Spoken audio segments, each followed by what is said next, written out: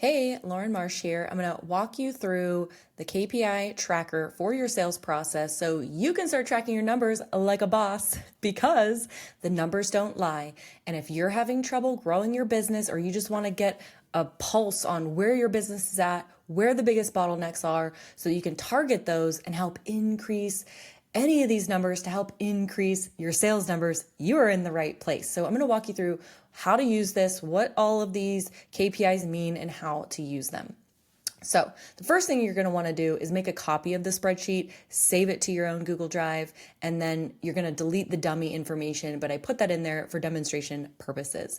And they're pretty accurate, and probably you're going to find if you do plug in your numbers week by week and you track these consistently, you are going to finally feel in control of your business. Because I know when I was growing my coaching business, I had no idea in the beginning how many leads I was getting or how many appointments were being booked from those leads or how many of those leads were actually qualified and how many of those were actually closing and how much money I was making per call, etc. So this is really going to help you. I'm just going to sell it to you really quick because a lot of people have a lot of resistance to tracking their numbers, but this will help you know exactly what's going on in your business week by week so that you can target those things that are broken or that need work. And you can work with your team. If you don't have a team, you can work with yourself on improving those KPIs and essentially making way more money, closing way more deals. And you can find what's broken in your whole entire process. So we're going to go through these dummy numbers. And what you're going to do is at the end of a week. So I have the numbers here Monday through Sunday. Let's say you only do calls Monday through Friday. You can obviously do this at the end of your week, but I would highly suggest putting it on your calendar. And at the end of the week, whether it's Friday or Sunday night, going through, pulling all of these numbers and tracking them. Now, for what I do with my clients, I have all of this automated and I do it for them and I'm able to show them this on a week by week basis. And that's something that if you are interested, I could obviously help you with that. But if you just want to do it on your own and start tracking them, this is a great place to start. So you're going to go through on a weekly basis and go back and see how many leads did you get. Now, you either have this number in your ad account, where it's telling you how many leads you got from that specific ad, or you can go into whatever you're using for your CRM, how many people opted in, how many people clicked on your thing and downloaded your free guide or whatever. So how many leads did you actually get? Now, really quick before I continue, the columns that are highlighted at the top in yellow are going to be the inputs that you are going to want to enter into your spreadsheet. The ones that have white on the background are formulas and will automatically populate. So for example, if you had 100 leads and you went into your ad spend or you went into your account manager for your ads and you saw that your cost per lead, so CPL is cost per lead, was $17.53, and it'll show you right in your dashboard how many leads you got and how much you paid for those leads. You enter those two details in and it will automatically calculate how much that ad spend is. And it will also show it in your ad account, but just for shits and giggles, I put that in there. So it's multiplying these numbers and it's saying in this week you spent 1,753 on those leads. Now, from those leads, how many calls did you actually book? So in this example, we got 100 leads. They're costing $17.53 each, and we booked 15 calls from them. So you're going to input that number as well. It will automatically populate the lead to booking percentage. So a good percentage to look for is 10 to 20% of those leads actually booking a call with you. So in this case, 15 divided by 100 is 15%. Again, this is a formula, so you don't have to calculate that out. Now, it'll also automatically populate the cost per booked call. And a good number to shoot for is 150 or less. And I will say all of these numbers will depend on your industry for what is going to be quote unquote normal for you. But based on the coaching industry and the numbers that we have, I'm giving you those as benchmarks to shoot for so you know that these numbers actually mean something. Because if I gave you the spreadsheet and I told you just look at the numbers, you're not going to know which numbers are good, right? And which numbers are bad. So in this case, it did the calculation. It divided the ad spend by the number of calls booked, and it got the cost per booked call, which this number here is pretty good for that. Now, you actually go through your schedule at the end of the week. How many calls actually showed up? So in this case, we had 15 show up. So we manually inputted that. That would mean that the show rate is 67%. So that's another formula that's going to automatically populate. So for example, if we had 12 people show, then as you can see, the show rate gets better. And so let's say, for example, you had 100 leads, 15 calls booked, but you only had 5 show. Well, clearly, if you see in your numbers that you have a 33% show rate, bam, that's a quick grab, an easy fix. There's something in your process that is causing these people to have a low show rate. So it might be that you don't have automations, you don't have a process for continuing to communicate with those leads before the call. Maybe you don't have any pre-call education to prep them for the call, or they forget and you don't have reminders. There's a lot of little automated things that we can set up in your business to increase your show rate. So let's say, just for example, that we did have 10 calls showed. You have a 67% show rate, which is awesome. It will also automatically calculate for you the cost per call showed. So for every person that you get on the phone with, you are paying essentially $175.30 for that call. To continue on, you're going to think about or look at your records and see how many offers were actually made. So for example, if you had 10 calls showed and maybe 2 of them just weren't the right fit, they weren't qualified, they didn't really fit the mold, and you didn't offer them anything, you just, thanked them, got them off the call, told them it wasn't a good fit, or do these things and then come back when you're ready. So this is going to show you essentially you made offers to all of those qualified people. So that's going to give you the showed call to offer made. Now, a good number to shoot for is 80% or higher. I mean, ideally, we want 100% of those people who show up to the call to be 100% qualified, but it doesn't always work like that. So 100 offers made, sorry. So, but if we had 10 calls showed and 10 offers made, then obviously all of them we can say were qualified enough to get that pitch, and we made 100% of those offers to all the people who showed up.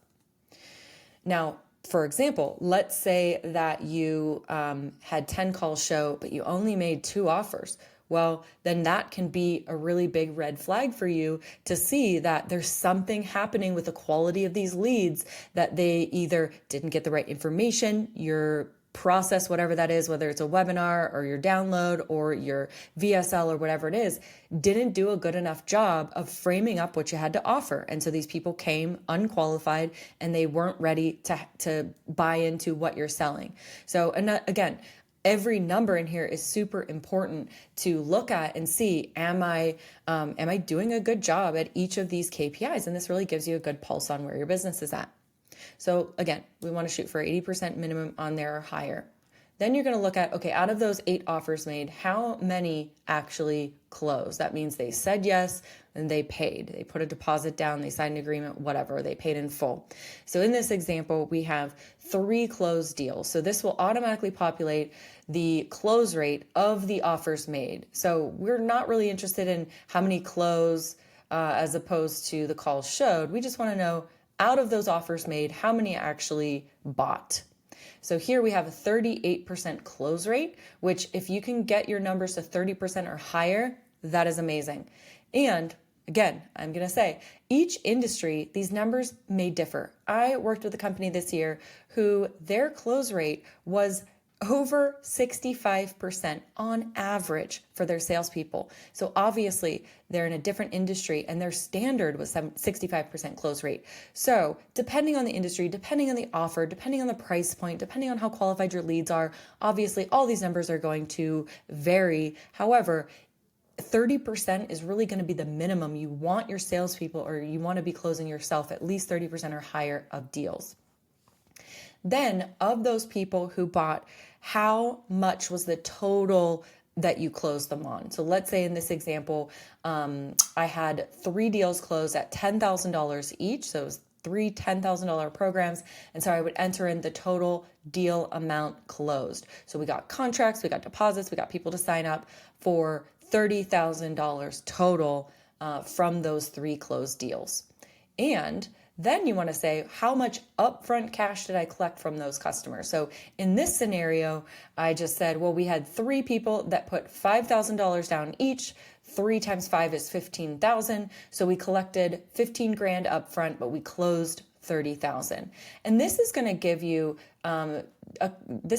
this number called upfront cash percent of the total amount closed. So here we have 50% of the total amount closed collected up front. Now, ideally, we want to get 50 to 60% or higher. The likelihood that someone is going to be fully committed, all in, and stay in your program in the long term, no matter how long that program is going to be higher the more money that they put down up front. You don't want to have upfront cash being lower than 50%. Let's say it's 20%. Let's just say, for example, let's use a number like 5,000 upfront and you have 17% upfront cash collected. First of all, that's not a good cash flow model for your business. Second, what is the likelihood you're going to collect on 100% of the total deal amount closed? Probably not likely. You're probably not going to get all of that money. So the more cash that you can get up front, the better. And again, if you find that your upfront cash collected is low, then there's something that you need to change in your sales process or your objection handling when it comes to money objections to help the prospect see that this is, or maybe you just need to change your policies that we only work with people who put X amount of dollars up front, or change your payment plans. Like, for example, in my own business, I had a payment plan that was $1,000 a month for a year.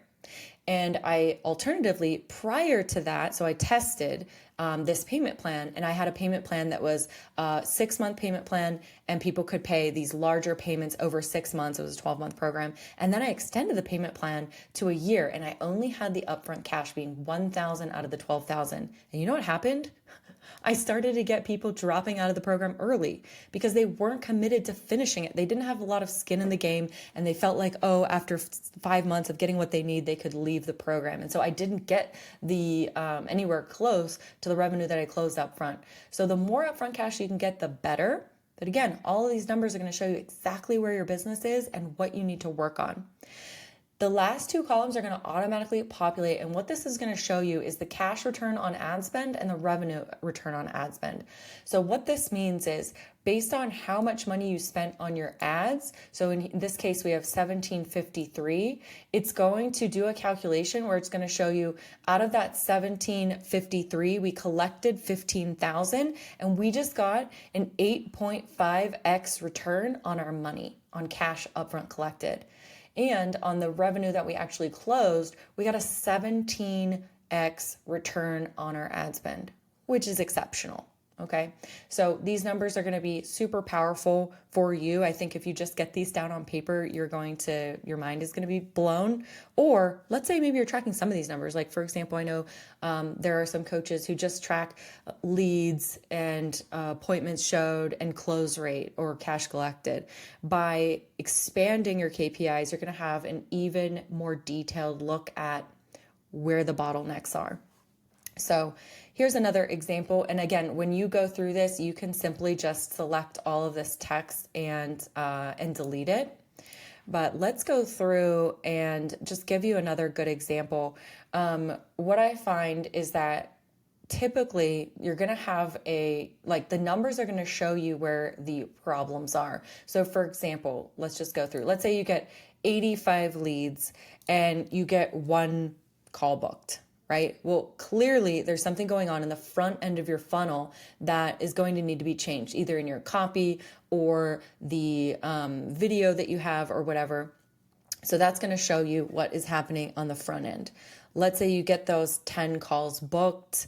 And again, I already gave you the example of the call showed. That would, if you have a low show rate, that would mean there's something happening in that process that is not optimizing for those people to show up. So could be automations, could be reminders, could be, I like to give pre-call information, additional videos, additional qualifications, things they need to do to prep for the call, etc.